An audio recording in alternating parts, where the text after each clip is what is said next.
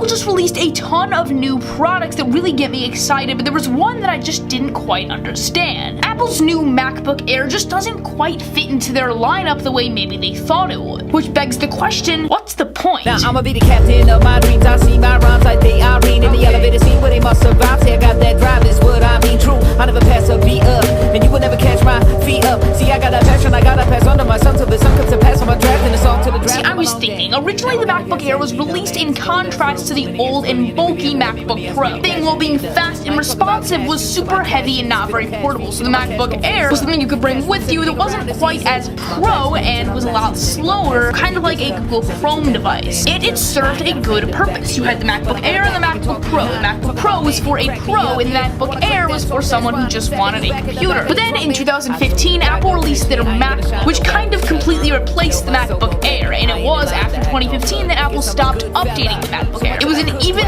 thinner and even more portable laptop that you could actually bring with you almost anywhere. And it was fast, almost as fast as the Pro model, and it clearly distinguished that budget, more beginner model. Everything made sense. But with Apple's new release of the MacBook Air, it's hard to even tell the difference anymore. On a spec sheet, the differences between the MacBook Air and MacBook are simple. The MacBook Air has Touch ID just like the MacBook Pro, as well as having a 13-inch display, while the MacBook has a 12-inch display, no Touch ID, and it's a bit slower than the Air, running older and less fast processors. Otherwise, they're about the same. The screens are almost identical, although of course the Air screen is bigger. The battery lives are proportional, although of course the MacBook Air is going to have a bit more battery life because it's got more room inside the body to store a bigger battery. And of course they're both ultra thin, so it begs the question, which one should you buy? Because it almost seems like based on the specs, the new MacBook Air should be more money. It's bigger, better, faster, and has way more features than the older MacBook. Yet the MacBook Air is $100 less than the MacBook, starting at $1,200 while the MacBook starts at $1,300. The machines are very similar, but the Air obviously has more to offer. With its new features, you can see why someone would perceive it as more of a pro machine. The Touch ID is really nice for unlocking your computer as well as using Apple Pay, and that screen, while being a bit bigger and bulkier, allows you to fit more inside of the frame. Overall, if you're looking for a budget MacBook, the MacBook Air is definitely what I would go with. The MacBook Air's got way more features and down the line will support a lot more operating systems, just being that it's newer. It's also faster than the MacBook. It's running a Core i5 processor in its base model, while the MacBook uses the older and way less fast, according to benchmarks, Core M3, which I'm sure you've probably never even heard of. These days, there really isn't an advantage for buying the MacBook over the MacBook Air. The price tag makes it seem like the MacBook would be the superior machine, when in the end, it's $100 more for almost no reason. The MacBook Air does almost everything better than the MacBook, so definitely don't fall for that trap. The only reason you would ever still want a MacBook is if you really want that tiny portable display and laptop. Of course, the MacBook has a 12-inch display while the MacBook Air has a 13-inch display, but in the end, they're both extremely portable, and paying more money for a smaller computer just seems kind of douchey to me. So really, the new MacBook Air is great. From a consumer's point of view, I can completely see the point of this product, but it's from Apple's point of view where I don't see the point, like in the title. Why would Apple release this machine? It almost just seems like an upgraded version of the MacBook. Why did they reboot this old franchise of computers? Apple's just taking money and sales away from their current MacBook line by releasing a computer that's way better than it is at a lower price. So I'm sure Apple's got some sort of trick up their sleeve, as they always do, but at least from first impressions, it's hard to tell what Apple was really thinking by releasing this product. And it definitely seems like a terrible business strategy. But hey, that's what Apple is the king of. They're constantly doing crazy things that no other company would ever even attempt to do, and they're almost always succeeding. So guys, this is pretty much it for this video. Let me know in the comment section down below what you think of Apple's new MacBook Air and whether or not you're going to buy it. And as far as the MacBook, I guess we should be kissing that line of computers goodbye, because there really is no point to it anymore. Make sure to click over here to see another video, and click down here to subscribe. Also, before I go, in case you haven't heard already, from now on I'm going to be uploading videos every single Sunday. I'm Jack.